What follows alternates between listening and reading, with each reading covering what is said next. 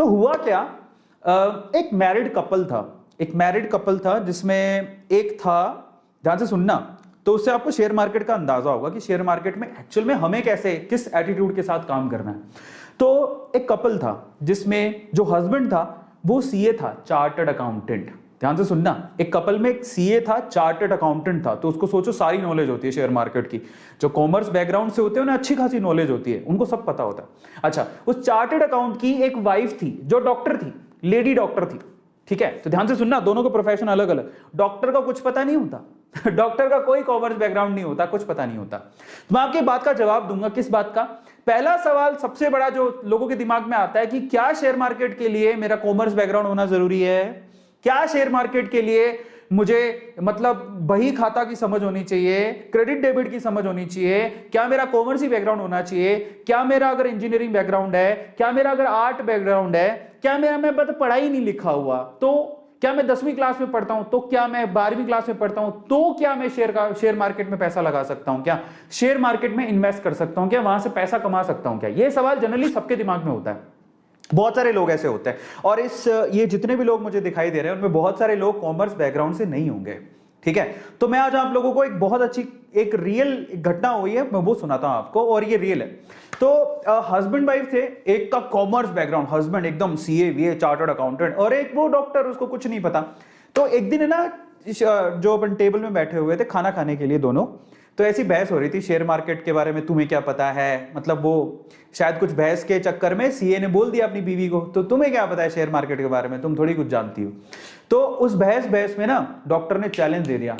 कहते हैं चैलेंज क्या दिया, सुनना। ठीक है, काम करते हैं, तुम बहुत शाणे बन रहे हो ना अपनी नॉलेज के लिए, तुम्हें शेयर मार्केट की तो खूब नॉलेज है ना, तुम तो सारा कुछ जानते हो, अपन एक काम करते हैं, देखो 10,000 रुपया तुम लगाओगे, 10,000 रुपया मैं लगाऊंगी, फेयर इनफ। 10,000 रुपये शेयर मार्केट में अकाउंट खोल के तुम लगाओ, 10,000 रुपये शेयर मार्केट में अकाउंट खोल के मैं लगाऊंगी। ठीक है, अपन 1 साल तक वेट करेंगे, देखते हैं किसके पैसे बढ़ते हैं ज्यादा। तो सीए कहता है ठीक है, कोई दिक्कत नहीं है, शर्त लग रही है, दैट्स फाइन। बोले ठीक है। और शर्त में क्या था कि फाइनली अगर कोई हारा या जीता, उसके लिए उन्होंने अपना कुछ पर्सनल प्राइज रख लिया। वो मुझसे मत पूछना कि क्या है, हस्बैंड वाइफ में जो पर्सनल प्राइज रख लिया कि भैया ऐसा है, कोई हारेगा जीतेगा तो ऐसा ऐसा इनाम देना है। वो अपन उसमें नहीं जाएंगे, फाइनल रिजल्ट में चलते हैं अपन। तो हुआ क्या, सीए ने भी, उसका सीए का तो डीमेट अकाउंट पहले से ही था, उसने डीमेट अकाउंट में 10,000 रुपए धीरे धीरे इन्वेस्ट किए। और कैसे किए, सीए ने लगाई अपनी पूरी की पूरी नॉलेज, ओहो लगाई नॉलेज एकदम, मेरे को तो सब पता है, अच्छी अच्छी कंपनी पहले देखी, उसकी प्रॉफिट लॉस की चार्ट शीट वगैरह देख रहा है, क्योंकि बहुत समझदार था, उसको सब पता था कि शेयर मार्केट में शेयर कैसे खरीदते हैं। तो उसने पूरी समझ लगाई एकदम दिमाग लगा के, टॉप कंपनीज, ओके इनका प्रॉफिट ये, इनका लॉस ये, ओके ये कंपनी काम की, ये कंपनी नहीं है, हटा दो, ऐसे करके उसने 10,000 रुपया गिनी चुनी कंपनीज में लगाया, गिनी चुनी कंपनीज में। सीए था भाई, पढ़ा लिखा था, उसको सब पता था। दूसरी तरफ पता कौन है, दूसरी तरफ एक डॉक्टर, एक लेडी जिसको कॉमर्स से लेना देना नहीं, जिसको शेयर मार्केट से लेना देना नहीं, जिसको ये भी नहीं पता कि शेयर मार्केट होता क्या है और क्या नहीं है। उस बंदे ने क्या किया, डीमेट अकाउंट खुलवाया। ठीक है, और बहुत सिंपल होता है डीमेट अकाउंट खुलवाना, दैट्स वेरी इजी, 5-10 मिनट लगते हैं आपको फिर 4 दिन के अंदर वो खुल जाता है। 10 मिनट आपका प्रोसेस है, 4 दिन कंपनी लेती है मैक्सिमम, वो खोल देती है। डीमेट अकाउंट खुलवा लिया। डीमेट अकाउंट खुलवाने के बाद उस बंदे ने क्या किया पता है, उसको पता नहीं प्रॉफिट लॉस क्या है, सिंपल। उसने क्या किया, अच्छा मेरे को किस कंपनी का शेयर खरीदना चाहिए, ओके मैं डॉक्टर हूं, तो मैं डॉक्टर हूं, ज्यादातर मैं किस कंपनी की दवाइयां खरीदती हूं। उसने क्या किया, प्रैक्टिकलिटी देखी, उसने कोई शीट में नहीं, प्रॉफिट शीट लॉस शीट कुछ नहीं देखा, हट।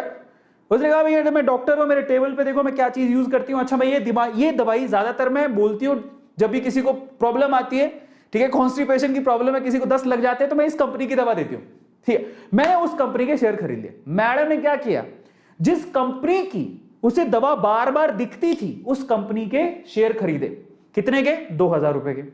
फिर उसने क्या किया, अच्छा वो डॉक्टर थी, ठीक है, तो वो क्या करती थी कि उसने देखा कि अच्छा अगर कोई किसी के दांत में प्रॉब्लम है या किसी चीज में प्रॉब्लम है, तो मैं उसे कौन सा टूथपेस्ट यूज करने को बोलती हूँ या कौन सा ब्रश यूज करने को बोलती हूँ, अच्छा ठीक है, ओके मैं ज्यादातर इस पर ट्रस्ट करती हूँ, ओके।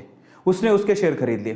तो उसने क्या किया, आसपास की अपनी चीजों को देखा कि वो किस पे ट्रस्ट करती है, आसपास की चीजों को देखा कि वो किस पे ट्रस्ट करती है, वो क्या रेकमेंड करती है, उसने वही कंपनीज के शेयर खरीदे। अब आओ रिजल्ट पर। तो सीए साहब ने क्या किया, पूरी नॉलेज लगाई एकदम बल्ले बल्ले वाली, जो कि हम जैसे लोगों में नहीं होती। डॉक्टर साहिबा ने क्या किया, उसने लगाया अपना दिमाग, आसपास देखा मैं क्या चीज यूज करती हूं क्या नहीं, अच्छा ओके गुड गुड गुड, ऐसे करके शेयर खरीद लिए। 1 साल बाद डॉक्टर साहब के 10,000 रुपए कितने हुए, डॉक्टर साहब के 10,000 रुपए हुए 18,000। कितने का प्रॉफिट, 8,000 का। ठीक है, ध्यान से सुनना, डॉक्टर साहब के 10,000 हुए 18,000, सॉरी डॉक्टर साहब नहीं, सीए साहब। सीए साहब जो कि हस्बैंड साहब थे, जो मर्द अपने आप को ऐसे प्राउडली बोला था मेरे को सारी नॉलेज है, मैं शेयर मार्केट में सब आता है, उस बंदे ने जो शेयर खरीदे थे तो उसके 10,000 टोटल कितने कन्वर्ट हुए, 18,000 में। अब डॉक्टर साहिबा पर आते हैं। डॉक्टर साहिबा ने किस चीज पे ट्रस्ट किया, अच्छा मेरे सामने ये पड़ा है, मैं इसका दवाई देती हूं, मैं ये टूथपेस्ट खरीदती हूं। डॉक्टर साहिबा के 10,000 रुपए टोटल कन्वर्ट हुए कितने में मालूम है, 35,000 रुपए में। मतलब क्या हुआ इससे, देखो यहां पर है ना, ये भूल जाओ कि हमें बहुत तगड़ी नॉलेज होनी चाहिए तभी वो पैसा कमा सकता है।